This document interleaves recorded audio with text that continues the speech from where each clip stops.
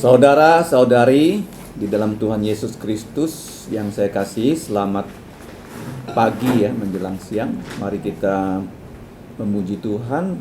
Nomor 5, Yesus sahabat sejati.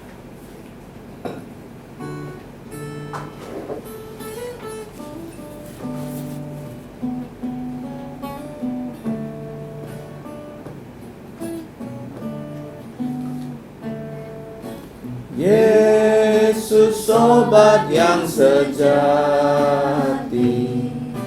tanggung segala dosaku. Dia halu oleh bawa dalam doa padanya. Bila jantungku gelisah, percumalah berlelah, bersandarlah pada Yesus, berdoalah padanya. Bila ada pencobaan dan bimbang di jantungku, ku tak akan putus asa, pada Tuhan berseru. Tiada yang seperti Yesus, yang mau tanggung susahku. Yesus kan menguatkanku, ku berdoa padanya. Adakah jantungmu susah, lelah karena beban berat? Yesuslah penolong kita, berdoalah padanya. Walau kawan tinggalkanmu, datanglah kepadanya, dan di dalam pelukannya jantungmu sentosalah. Mari kita berdoa. Bapa kami yang kami sembah melalui putramu Tuhan Yesus, kami datang pada saat ini mengucap terima kasih karena Engkau mengizinkan kami sekali lagi untuk bersekutu di dalam nama Tuhan Yesus. Ya Bapa, kami serahkan persekutuan ini, mohon Engkau berbelas kasihan untuk memberkati persekutuan ini. Ampunilah dosa kami, penuhilah kami dengan Roh-Mu yang kudus, agar kami dapat belajar firman-Mu. Jadikanlah kami sebagai murid-murid Yesus yang setia dan taat, agar melalui kami nama-Mu, nama Tuhan Yesus dan Roh Kudus ditinggikan, dimuliakan. Dalam nama Tuhan Yesus kami berterima kasih dan berdoa. Amin. Mari kita membuka Injil Tuhan Yesus perikop 20 dan 21. Paskah di Yerusalem dan masa tenang atau masa kecil Yesus di Nazaret. Kita akan membaca dengan bertanggapan ayat 50 sampai 52 dari Lukas 2. Kita baca bersama-sama. Lukas pasal 2 ya, ayat 50 dan 51, 52 kita baca bersama-sama. Kita mulai dengan ayat 41, dilanjut dengan 42, seterusnya sampai ayat 52. Injil Tuhan Yesus perikop 20, 21. Demikian bunyi firman Tuhan. Tiap-tiap tahun orang tua Yesus pergi ke Yerusalem pada hari raya Paskah. Ketika Yesus telah berumur 12 tahun, pergilah mereka ke Yerusalem seperti yang lazim pada hari raya itu. Sehabis hari-hari perayaan itu, ketika mereka berjalan pulang, tinggallah Yesus di Yerusalem tanpa diketahui orang tuanya. Karena mereka menyangka bahwa ia ada di antara orang-orang seperjalanan mereka, berjalanlah mereka sehari perjalanan jauhnya, lalu mencari dia di antara kaum keluarga dan kenalan mereka. Karena mereka tidak menemukan dia, kembalilah mereka ke Yerusalem sambil terus mencari dia. Sesudah 3 hari mereka menemukan dia dalam bait Allah. Ia sedang duduk di tengah-tengah alim ulama, sambil mendengarkan mereka dan mengajukan pertanyaan-pertanyaan kepada mereka. Dan semua orang yang mendengar dia sangat heran akan kecerdasannya dan segala jawab yang diberikannya. Dan ketika orang tuanya melihat dia, terkecenganglah mereka, lalu kata ibunya kepadanya, "Nak, mengapakah engkau berbuat demikian terhadap kami? Bapamu dan aku dengan cemas mencari engkau." Jawabnya kepada mereka, "Mengapa kamu mencari aku? Tidakkah kamu tahu bahwa aku harus berada di dalam rumah Bapakku?" Sama-sama 3 ayat terakhir, tetapi mereka tidak mengerti apa yang dikatakannya kepada mereka. Lalu ia pulang bersama-sama mereka ke Nazaret, dan ia tetap hidup dalam asuhan mereka, dan ibunya menyimpan semua perkara itu di dalam jantungnya. Dan Yesus makin bertambah besar dan bertambah hikmatnya dan besarnya, dan makin dikasihi oleh Allah dan manusia. Jadi di sini kita melihat ya, Tuhan Yesus ya bersama-sama dengan Yusuf dan ibunya Maria itu pergi ke Yerusalem dari kota mereka bertempat tinggal yang namanya Nazaret. Jadi kalau kita lihat ayat 41 ya, tiap-tiap tahun ya, orang tua Yesus pergi ke Yerusalem pada hari raya Paskah. Ini merupakan kewajiban ya dari keluarga di Israel, di mana ada 3 perayaan yang harus mereka rayakan di Yerusalem, yaitu perayaan Paskah, Pondok Daun, dan Pentakosta. Jadi 3 perayaan dapat kita lihat di kitab Ulangan pasal 6. Jadi mereka ini berjalan kaki ya dari Nazaret ke Yerusalem. Itu menurut perkiraan orang itu lebih dari 10 hari perjalanan dari Nazaret ke Yerusalem. Dan mereka berjalan kaki secara berkomunitas ya. Jadi kalau kita lihat nanti ya ada rombongan kan. Jadi mereka yang berjalan kaki ke Yerusalem bukan hanya satu keluarga, 2 keluarga, tetapi begitu banyak ya. Mereka datang semua ke Yerusalem. Itu kalau kita lihat ya, mereka kalau berjalan kaki setiap hari mereka harus bersekutu, bukan hanya berjalan kaki, tapi mereka juga ya ada persekutuan seperti kita sekarang ini, ada menyanyi, ada belajar firman. Nah, apa yang mereka nyanyikan? Kalau kita lihat di kitab Mazmur ya, Mazmur yang paling panjang 119. Setelah itu ada Mazmur 120. Kalau kita lihat dalam bahasa Indonesia judulnya Mazmur Ziarah. Nah, sebenarnya dalam bahasa Inggris itu disebut Mazmur naik gunung, ya, ascent, ya, naik gunung. Kenapa? Karena Yerusalem berada di atas gunung. Nah, Israel ini kalau kita lihat peta sangat menarik sekali. Mari kita lihat. Dirancang khusus untuk orang Israel. Nah, kita lihat ya, Israel tuh di bagian utara ada gunung Hermon, halaman 21. Ini gunung yang paling tinggi. Nah, gunung yang paling tinggi ini, karena saking tingginya gunung ini, di atas gunung Hermon selalu ada salju abadi. Salju? Ya. Dulu ya waktu saya tidak tahu salju abadi di Eropa. Apa yang terjadi ya? Orang-orang Indonesia itu suka melihat salju kan? Tetapi kalau mau melihat salju, kita harus pergi ke Eropa atau Amerika pada musim dingin. Ya, contohnya di Kanada ya, musim dingin atau bulan 12, bulan 1 itu ada salju. Tetapi sesungguhnya kita tidak perlu di musim dingin untuk pergi ke Eropa untuk melihat salju. Karena di Eropa ada gunung yang tinggi. Ya, contohnya di Swiss. Namanya Gletser 3.000 meter. Dan di situ ada salju abadi. Jadi kapanpun kita pergi ke situ, selalu ada salju di atas gunung itu. Nah, seperti di Irian Jaya. Ya, di puncak Jayawijaya itu ada salju dulu ya. Katanya sebelum ada global warming. Kalau sekarang katanya saljunya mulai meleleh. Jadi salju yang ada di Gunung Hermon ini selalu mencair, yang mengalirkan air ke Laut Galilea. Ini semua sudah Tuhan rancang loh. Jadi dari Laut Galilea ini kemudian mengalir air Sungai Yordan.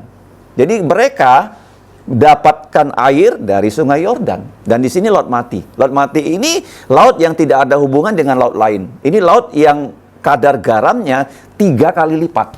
Kita tidak perlu bisa berenang. Kalau kita di Laut Mati ini, kita tinggal berbaring seperti di atas kasur. Ya, Laut Mati.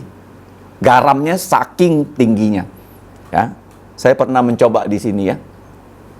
Bisa seperti di atas kasur. Air laut menjadi kasur. Ya, kita tinggal ya berbaring. Jadi air yang mengalir ya dari sini melalui sungai. Tetapi dari atas juga embun dari Gunung Hermon terus ya mengalir ke sini, ke Yerusalem, Bukit Sion. Bukit apa? Sion. Jadi gunung ini mereka ya dari daerah-daerah Israel, baik Galilea, Yudea, ya mereka datang ke Yerusalem untuk merayakan Paskah. Kenapa Paskah? Karena Paskah itu perayaan yang paling penting di tengah-tengah orang Yahudi. Pada saat mereka merayakan Paskah, pada malam Paskah itu mereka dibebaskan dari Mesir setelah tulah ke-10. Tulah ke berapa? Tulah pertama apa? Masih ingat? Air jadi darah, daka, darah, kata.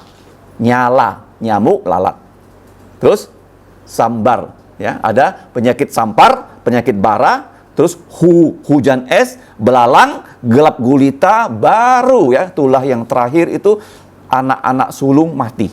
Yang tidak ada darah anak domba di tiang pintu dan di ambang pintu itu malaikat pencabut nyawa malam lewat, semua anak-anak sulung baik binatangnya, baik yang ada di rumah, yang ada di penjara, semuanya mati kecuali orang Israel yang ada darah anak domba di tiang pintu, maka selamat.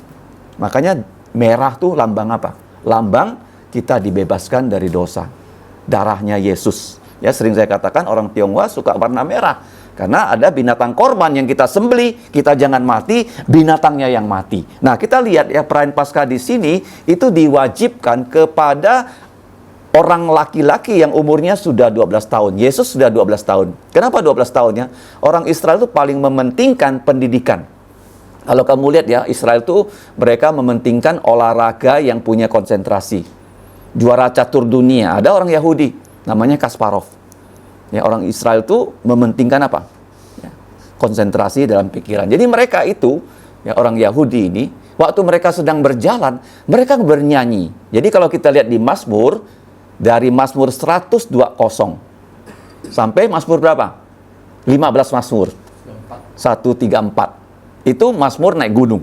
Ya, jadi setiap hari mereka kalau berjalan dari utara ke Yerusalem tuh satu hari menyanyikan satu Mazmur. Dari daerah yang paling jauh itu 15 hari ya. Jadi satu hari satu Mazmur, satu hari satu Mazmur ya. Jadi mereka menyanyikan Mazmur naik gunung. Jadi waktu umur 12 tahun, kenapa 12 tahun? 12 tahun itu dianggap ya anak-anak orang Yahudi, orang Israel, mereka sudah disebut sebagai bar mitzvah. Ingat baik-baik ya, apa namanya bar mitzvah? Seperti kalau kita itu SD ya, sudah tamat. Sudah mau masuk ke sekolah menengah pertama dan sekolah menengah atas. Kan 12 tahun ya, tamat SD. Ada wajib belajar. Kalau kita lihat di sini, Yesus ya sudah 12 tahun. Dia sudah bar mitzvah. Artinya apa? Jadi orang yang bar mitzvah, bar itu putra, mitzvah itu apa? Perintah. Karena dalam kitab Taurat, dari kitab Keluaran sampai kitab Ulangan, orang Israel itu mereka bisa mengkategorikan ada 613 perintah yang terdiri dari perintah positif untuk dilaksanakan 248, yang dilarang 365. Jadi 248 tambah 365 jumlahnya ada 613. Jadi mereka harus tahu tuh seluruh perintah-perintah itu untuk dilaksanakan oleh semua orang Israel. Nah, celakanya orang Israel, mereka berpendapat kalau mereka melaksanakan hukum Taurat, mereka bisa masuk surga. Itu salah besar. Hukum diberikan pada manusia untuk kita jalankan, tapi hukum itu pasti kita akan melanggarnya. Paham nggak? Ya makanya tadi saudari Kristi kan kena tilang, karena ada pelanggaran. SIM-nya mati, STNK-nya mati kan.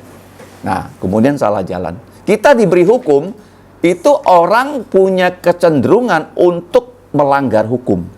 Betul nggak ya? Seperti anak-anak di sekolah, gurunya bilang tak boleh. Nah, dia mau. Dia coba-coba. Ya kan? Nah, hukum Taurat itu bukan diberikan kepada manusia supaya manusia diselamatkan loh. Untuk menunjukkan kita nggak bisa melakukan hukum Taurat. Makanya nanti diutus Tuhan Yesus ya sebagai Adam yang terakhir yang bisa menjalankan hukum Taurat tanpa ada cacat.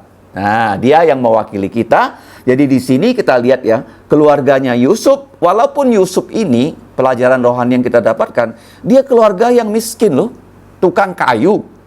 Tapi dia bisa membawa keluarganya dalam perayaan Paskah pergi ke Yerusalem. Itu bukan suatu perjalanan yang singkat. Ya, perginya sudah 2 minggu, pulangnya 2 minggu. Ya kan? Dia harus mengeluarkan biaya. Padahal dia tukang kayu. Tapi dia, ya walaupun keluarga yang sederhana, karena ada perintah firman Tuhan, dia selalu jalankan loh. Dengan tepat loh. Ini menjadi satu pelajaran rohani untuk kita. Nah, kenapa orang Kristen dia menikah di gereja? Karena pernikahan di gereja itu akan menggabungkan keluarga yang dia mulai rintis ya dengan keluarga-keluarga yang sudah ada di gereja untuk sama-sama melayani Tuhan sebagai satu komunitas. Paham? Jadi keluarga itu, kepala keluarga harus mengajak keluarganya ke gereja setiap hari Minggu. Nah, seperti Yusuf ini, dia mengajak keluarganya, termasuk di sini Maria dan Yusuf, yang juga Tuhan Yesus yang sudah umur 12 tahun, mereka berjalan kaki sampai mereka di Yerusalem. Sesudah perayaan Paskah, mereka pulang. Nah, ini yang terjadi ya. Mereka tidak sadar Tuhan Yesus tidak ada bersama-sama dengan rombongan. Tidak ada bersama di situ.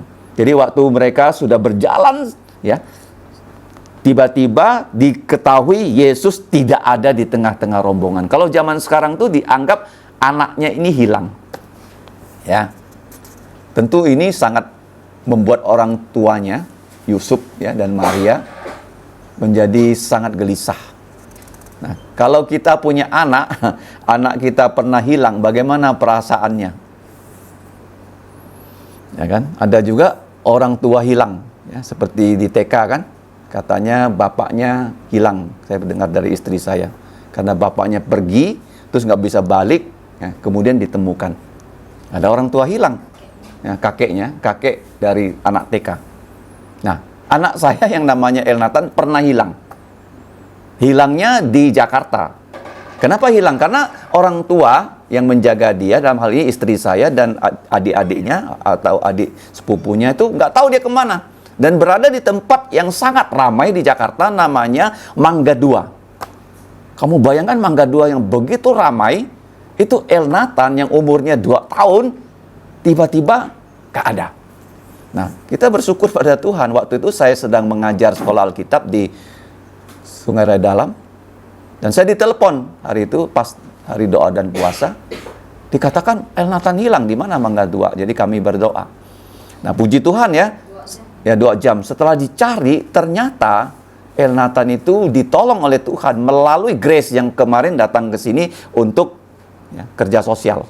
Grace ini umurnya baru 7 tahun, tapi dia sangat bertanggung jawab, Grace ini orangnya.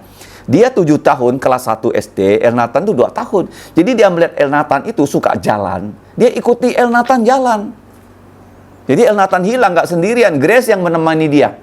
Nah, kemanapun Elnatan pergi, terus dia ikuti Elnatan. Jadi waktu dicari-cari, sampai ya, jumpa, sudah nyebrang ke mall lain, karena ada jembatan. Ketemu, itu istri saya dan tante-tantenya semua udah nangis. Ya. Jadi kalau Yesus di sini, kamu lihat ya, dia waktu Yusuf Maria balik lagi ke Yerusalem, itu perjalanannya sudah, kamu lihat berapa hari? Berapa hari hilangnya, ya kan? Nah, Yesus berada di Bait Allah, mereka terus mencari dia. Sesudah 3 hari mereka menemukan dia di Bait Allah. Kemungkinan mereka ya sudah jalan 1,5 hari, balik lagi 1,5 hari. Jadi pada hari ketiga baru ketemu Yesus di dalam Bait Allah. Kalau kita mau cari Yesus nggak susah sih. Tempatnya sinagog, Bait Allah di tengah orang banyak, gampang. Ngerti nggak? Karena dia melayani hanya di mana? Di Bait Allah, di sinagog, di tengah-tengah orang banyak dia. Yesus nggak pernah ya, pergi keluyuran. Ya, nggak ada. Jadi dia jumpa di situ, apa yang terjadi dengan Yesus? Dia sedang di sini berdiskusi dengan, bahasa Indonesia ini suka meminjamnya istilah agama sebelah, alim ulama. Alim apa? Alim? Dianggap ulama tuh yang alim. Kalau bukan ulama nggak alim. Paham nggak? Ya kan? Mereka yang jadi ulama dianggap alim. Mengerti nggak? Alim ini bukan dia margalim loh. Karena dia ulama, artinya dia alim. Alim tuh sepertinya soleh gitu ya. Tapi sebenarnya istilah aslinya apa di sini? Guru, didaskalos, mengajar firman Tuhan. Jadi di Israel tuh sudah didesain masyarakatnya orang-orang biasa. Kemudian ada satu suku yang namanya orang Lewi, satu suku loh, menjadi pengajar. Jadi kalau negara mau maju, guru-gurunya harus bagus. Kalau guru-gurunya bagus, negaranya bisa maju. Ya, contohnya Singapura kan, guru-gurunya bagus, sejahtera, dan sekolah-sekolahnya bagus. Ya, seperti kemarin saya dengar, apakah bisa dijalankan? Ganjar Pranowo berjanji kalau dia jadi presiden, gaji guru minimal 30 juta. Dia bilang begitu. Ya, dia pernah ngomong, tapi apakah itu bisa dilaksanakan atau tidak? Kalau gaji guru 30 juta, orang semua gelamar jadi guru, katanya begitu. Jadi apakah itu betul akan dibuat ya menjadi satu kebijakan? Kita nggak tahu. Ya. Ya, dia bilang begitu. Ya, swasta. Jadi semua mau jadi guru ya. Tapi sebenarnya ya, untuk negara maju, semua sekolah harus dibagusin ya. Sekolah-sekolah dibuat di tempat yang lebar, yang besar ya. Ya, dan dibuat ya menarik lah tempat orang belajar. Jadi Yesus sedang berdiskusi dengan guru. Guru di sini bukan guru IPA, IPS, tapi guru firman Tuhan. Penting ya sekarang. Sekarang tuh justru orang punya pengetahuan firman Tuhan tuh sangat-sangat dangkal loh. Saya punya kawan, sama-sama dulu jadi penatua di GPIB. Banyak hal dia nggak tahu. Dia tidak tahu bahwa kalau Yesus sekarang di surga ada tubuh. Bahwa surga itu ada tempat, bukan satu hal yang tidak ada. Saya bilang surga itu langit lapis 3. Ya, langit lapis pertama tempatnya burung, ada oksigen. Lapis kedua tempat SMS. Nah, langit lapis ketiga itu begini. Dia bilang sama saya, surga itu di mana? Ya, karena ini dia di atas begini. Ya, bisa di utara, bisa di selatan, karena dia di lapis atas. Tempat tinggal dari para malaikat. Paham nggak? Kan bentuknya bulat kan? Bentuknya bola. Bumi bola. Kemudian di atas bumi ada apa? Oksigen kan begini kan? Di atasnya ada ini bintang, ya, matahari dan bulan. Ya, yang atas nih. Nah, jadi dia bilang, oh, Tuhan Yesus naik ke sorga, sudah berubah jadi roh lagi, tidak dalam bentuk tubuh. Saya bilang, mana bisa? Tuhan Yesus itu betul dia punya badan, terus dia punya roh. Ada di mana? Di surga. Ya, jadi kita lihat di sini, orang sekarang ya tidak mengerti akan firman Tuhan. Banyak hal tidak mengerti, apalagi kitab Wahyu. Ya, orang tidak ngerti kenapa sekarang ada perang di Israel. Ya, Israel kenapa akan menjadi musuh nanti seluruh dunia? Karena memang Alkitab mengatakan sebelum Yesus datang, orang yang percaya Yesus, kita akan diangkat. Jadi waktu kita diangkat ya orang yang percaya Yesus, yang di bumi ini sisanya hanya Israel loh. Mereka mulai percaya Yesus dan di tengah-tengah orang Israel akan dibuat ya 144.000 pengabar Injil orang Yahudi, mereka yang akan mengabarkan Injil ke seluruh dunia. Orang-orang yang seperti kita yang percaya Yesus, yang tidak bersunat, sudah nggak ada lagi, sudah diangkat. Ya, di angkasa bersama Yesus ya selama 7 tahun, 3 tahun setengah itu damai semu, 3 tahun setengah itu tulah ya, sampai di bumi ini separuh manusia mati.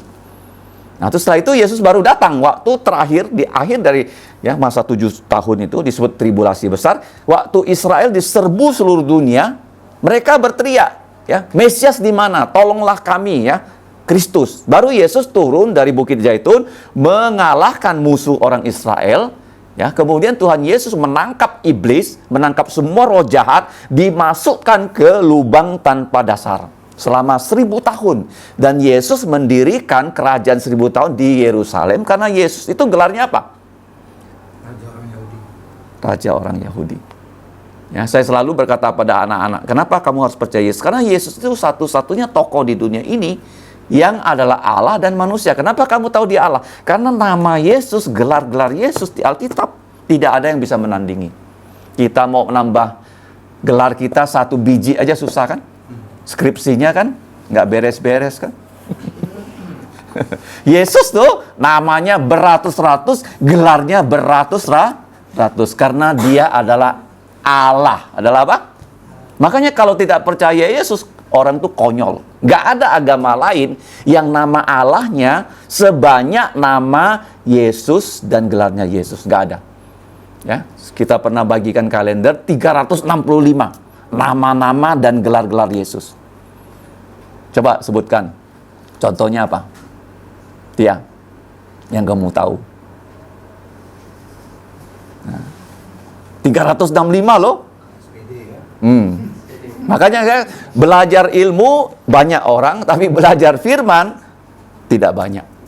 Ini yang menjadi problemnya di dunia zaman sekarang. Ya, Pak? Namanya Yesus, gelarnya Kristus. Putra Allah, menjadi putra manusia. Minggu yang lalu kita belajar apa? Dia adalah akarnya Daud, tapi tunas juga. Keturunan Daud. Kok bisa ya? Sumbernya Daud, keturunan Daud.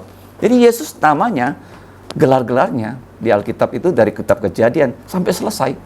Itu lebih dari 365. Ya, Adam yang terakhir. Ya, sahabat orang berdosa. Nah, itu Yesus ya. Tadi sahabat sejati yang tadi kita nyanyi kan, itu gelarnya Yesus, Immanuel. Jadi nggak boleh sembarang ya, penasehat. Dia adalah ajaib, penasehat, Allah perkasa, yang kekal, Raja damai, ya, begitu banyak ya, hamba. Ya, jadi kalau kita ya, melihat ya, Yesus di sini sedang berdiskusi dengan para guru, dia mendengarkan mereka. Jadi belajar itu dua hal ya, yang penting kita bisa mendengarkan apa yang dikatakan guru. Yang kedua, orang bisa mengajukan pertanyaan. Nah, di sini pertanyaan yang Yesus ajukan kepada ya, para pengajar itu, mereka mendengarkan dan merasa heran akan kecerdasannya, segala jawab yang diberikan. Kenapa? Karena Yesus tuh jangan lupa, dia 100% Allah, tapi dia juga 100% manusia. Dia juga belajar loh, ABC-nya, belajar berjalan. Jadi ketika Yesus ya masih asik di Bait Allah, datanglah Yusuf dan Maria mencari dia, dan mereka itu tercengang-cengang melihat dia berada di Bait Allah, dan mereka ya bertanya, "Nak, mengapakah engkau berbuat demikian terhadap kami?" Ya, di sini Yusuf itu bukan bapak Yesus secara jasmani, tapi bapak angkatnya. "Dan aku Maria cemas ya mencari engkau." Kemudian Yesus menjawab mereka, "Mengapa kamu mencari aku? Tidak tahukah kamu bahwa aku harus berada di dalam rumah Bapakku?" Ya, rumah Bapa ini rumah siapa? Ya, Bait Allah ya. Nah, tetapi mereka, baik Yusuf dan Maria, tidak faham apa yang dikatakan oleh Yesus kepada mereka. Kemudian kita lihat ya, setelah itu Tuhan Yesus kembali bersama-sama dengan rombongan Yusuf dan Maria ke Nazaret. Nah, kenapa Nazaret ya? Nazaret ini minggu lalu sudah kita pelajari, itu ada hubungannya dengan Yesaya 11 ayat 2. Ya, dari kata Nazar ya, atau Netzar atau Netzer. Ya, Netzer ya, ingat ya, kata apa? Netzer. Bahasa Ibrani itu selalu 3 huruf mati.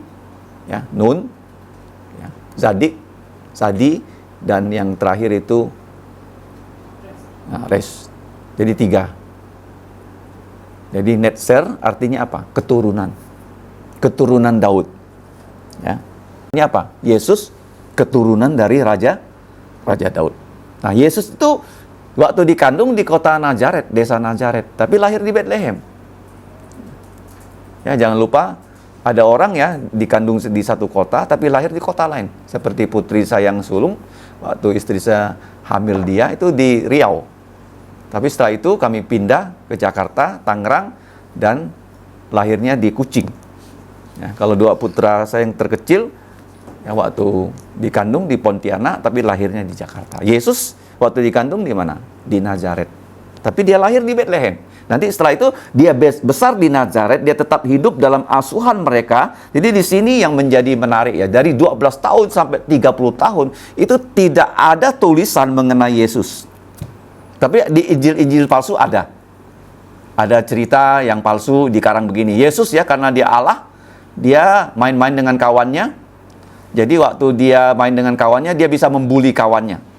Kawan-kawannya dengan dia membuat mainan dari tanah. Kemudian Yesus juga membuat mainan dari tanah. Tapi kawan-kawannya mainan dari tanahnya mati. Yesus buat mainan tanahnya jadi burung bisa terbang. Kawannya lihat, kami kok nggak bisa. Kawannya nangis, dibuat Yesus nangis. Kira-kira betul nggak cerita seperti itu? Yesus membuli kawannya. Nggak benar ya? Nggak ada ya. Yesus dari 12 tahun sampai 30 tahun tidak ada cerita. Kenapa? Karena Alkitab, coba baca Ulangan 29:29. Kalau Allah nggak kasih tahu kita nggak tahu. Jangan coba-coba cari tahu, jangan karang-karang kita tahu. Ulangan 29:29. Ya, jadi kalau kita belajar Alkitab, ada yang belum kita tahu, nggak masalah. Karena memang ya kita nggak mungkin tahu semua. Ulangan 29 ayat terakhir ya. Mari kita lihat ayat ini ya. Kita baca sama-sama. Ya. Kita baca 3, 2, 1. Hal-hal yang tersembunyi ialah bagi Tuhan Allah kita, tetapi hal-hal yang dinyatakan ialah bagi kita dan bagi anak-anak kita sampai selama-lamanya, supaya kita melakukan segala perkataan hukum Taurat ini. Jadi ya, apa yang tidak kita ketahui itu adalah domainnya Allah. Domainnya apa? Contohnya apa? Di Nazaret umur 12 sampai 30 nggak ada tulisan di Alkitab. Ya. Kenapa dari 12 tahun sampai 30 tahun nggak ada? Karena begini, ada orang mengatakan, wah Yesus tuh ya, dia hebat sekali. Umur 13 sudah bisa ngajar. Nggak, karena orang Israel hanya umur 30 tahun baru boleh mengajar firman. Ya, seperti di Indonesia sekarang yang sedang diributkan kan, boleh nggak di bawah 40 tahun jadi wapres dan capres? Ya kan? Akan diputuskan tanggal 16 Oktober akan datang. Ya. Batasnya 40. Tapi di negara lain ada ya, seperti Perdana Menteri di Finlandia itu masih muda, 30 tahun. Ya. Jadi kita lihat di sini, kenapa tidak ada? Karena Yesus taat hukum Taurat. Orang Yahudi hanya umur 30 baru boleh keluar melayani. Umur berapa? 30. Seperti Yohanes Pembaptis. Melayani dulu setengah tahun baru Yesus mulai melayani. Ngerti ya? Jadi Yesus itu taat hukum Taurat. Ya, apa yang sudah ditulis di Alkitab, dia harus ikuti ya dengan sempurna. Jadi dia dalam asuhan dari Yusuf dan Maria, sampai Yesus di sini ada satu deskripsi saja tentang masa kecil Yesus dari 12 tahun sampai 30 tahun. Yesus makin bertambah besar dan bertambah hikmatnya. Besar ini secara fisik, hikmatnya itu mengatakan pada kita, Yesus juga belajar ya, sebagai manusia sejati. Karena dia bisa lapar, dia bisa haus, dia bisa mati sebagai manusia sejati. Walaupun dia itu tidak pernah meninggalkan keilahiannya. Artinya apa? Dia tidak pernah satu kali pun tidak maha kuasa. Dia tidak pernah satu detik pun tidak maha hadir. Dia tidak pernah satu detik pun tidak maha tahu. Ya. Atribut itu selalu bersama Yesus. Walaupun Yesus ya sekarang secara fisik ada di mana dia? Ada di surga. Tapi dia maha hadir. Dikatakan barang siapa bertemu ya 2-3 orang dalam nama Yesus, dia akan hadir di situ. Jadi dia bertambah besar secara fisik, bertambah hikmatnya dan besarnya. Nah, kemudian dikatakan ya, makin dikasih oleh Allah dan manusia. Apa artinya? Apa artinya kasih? Kasih itu seringkali kita dengar ya. Kita mengasihi Allah. Apa buktinya kita mengasihi Allah? Kasih itu bukan secara sentimental loh. Kasihilah Tuhan Allahmu dengan segenap ya lubuk jantungmu, dengan jiwamu, dengan akal budimu dan kekuatanmu. Apa tuh kasih? Kasih itu tadi kan kita dikatakan dalam kitab Ulangan 29:9 supaya kita dapat belajar dan melakukan semua perkataan hukum Taurat. Artinya kasih itu sama dengan mengenal. Kalau kita mengatakan kita mengasihi Tuhan, tapi kita tidak mengenal Tuhan, itu kasih kita belum bertumbuh. Kalau kasih kita mau bertumbuh, kita bukan hanya ya mengatakan, oh saya kasih sama Tuhan. Pengetahuan kita tentang Tuhan juga harus bertumbuh. Caranya bagaimana? Kita harus belajar firman Tuhan. secara sistematik. Ya, secara sistematik. Ya, karena banyak hal kita nggak tahu, kalau kita tidak belajar, kita tidak tahu. Nah, contohnya, ada istilah teofani. Pernah dengar istilah teofani?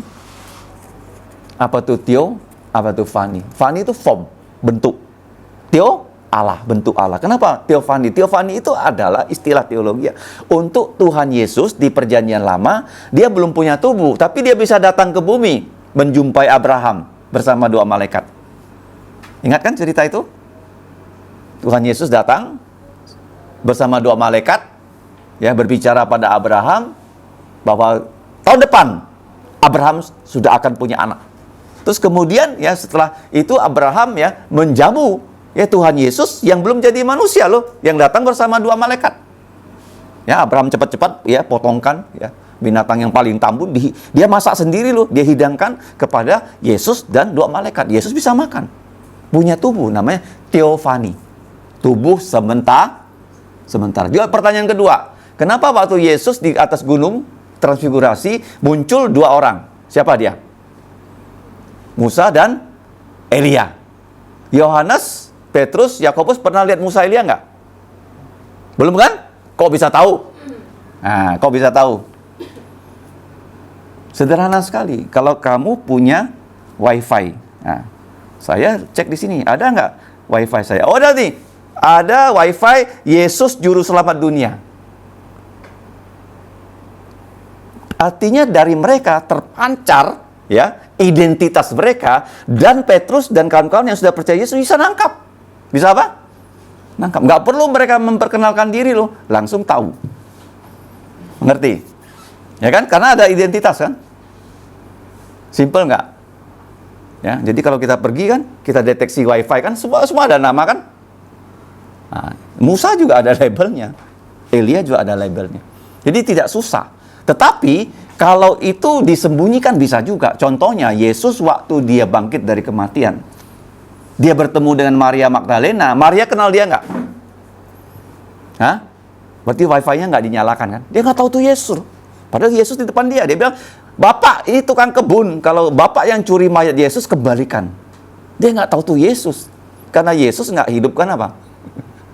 Seperti sinyal wifi-nya, dia nggak nangkap tuh Yesus. Jadi begitu Yesus memanggil dia Maria, oh, baru dia terbuka. Oh, ini Yesus. Ya, jadi kalau kita lihat di sini, yang sangat penting, ya, kita mengenal siapakah Allah yang kita sembah. Melalui apa? Melalui firman Tuhan yang sudah diberikan pada kita. Dari kitab Kejadian sampai kitab Wahyu. Apalagi di akhir zaman ini, pelajaran yang penting sekali adalah kitab Wahyu. Ya, mengapa dunia sekarang, ya, seperti saat ini, dan kenapa dunia yang seperti saat ini, dan bagaimana akhir dari dunia ini, semua sudah ditulis di Wahyu pasal 6 sampai 19.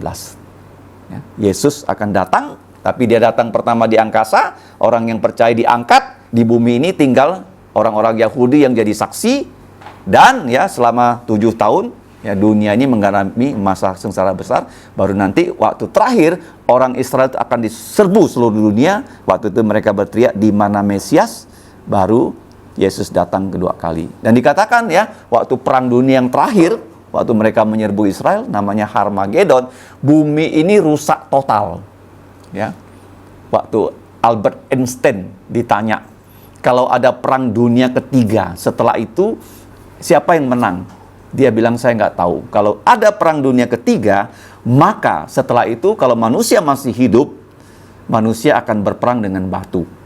Kenapa? Karena teknologi sekarang, ya, semua senjata nuklir kalau diluncurkan, bumi ini, ya, hancur lebur loh.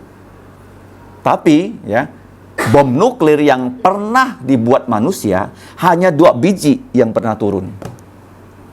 Tuhan tidak izinkan sampai sekarang satu pun bom nuklir meledak loh. Siapa yang punya nuklir? Korea Utara.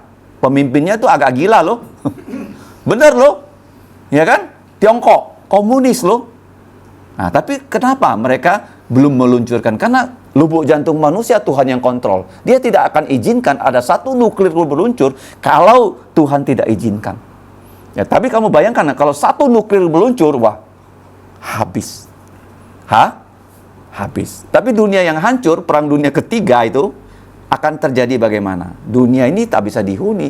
Yesus ya di Alkitab dikatakan akan merestorasi dunia selama 75 hari.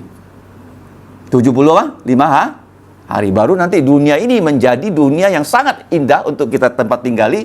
Dan di situ dikatakan orang bisa hidup selama 1000 tahun. Nah, pernah nggak Allah merestorasi dunia ini? Apakah itu hanya angan-angan? Pernah. Waktu air bah terjadi, dunia ini hancur kan? Betul nggak? Semua ditutup air kan? Manusia yang hidup berapa orang? 8 kan? Makanya huruf orang Tionghoa, Chuan kan? Nah, ada 8 Pak Kou.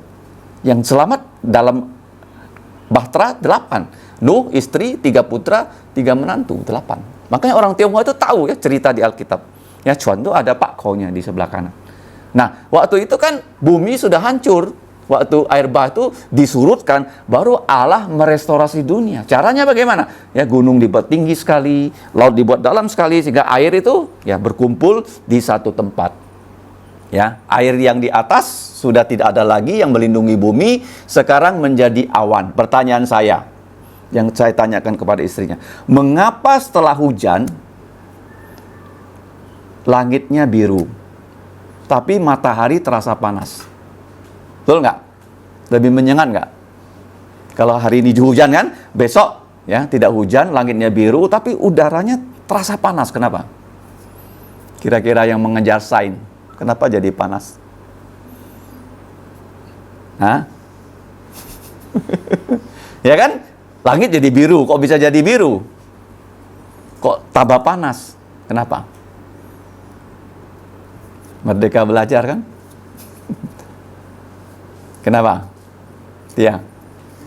Air di awan tuh udah Ya, air yang melindungi kita dari sinar matahari kan sudah turun. Ya, debit air di atas sudah apa? Ke bawah. Nanti jadi awan lagi. Ya, zaman dulu tuh ada air di atas tuh yang melindungi bumi.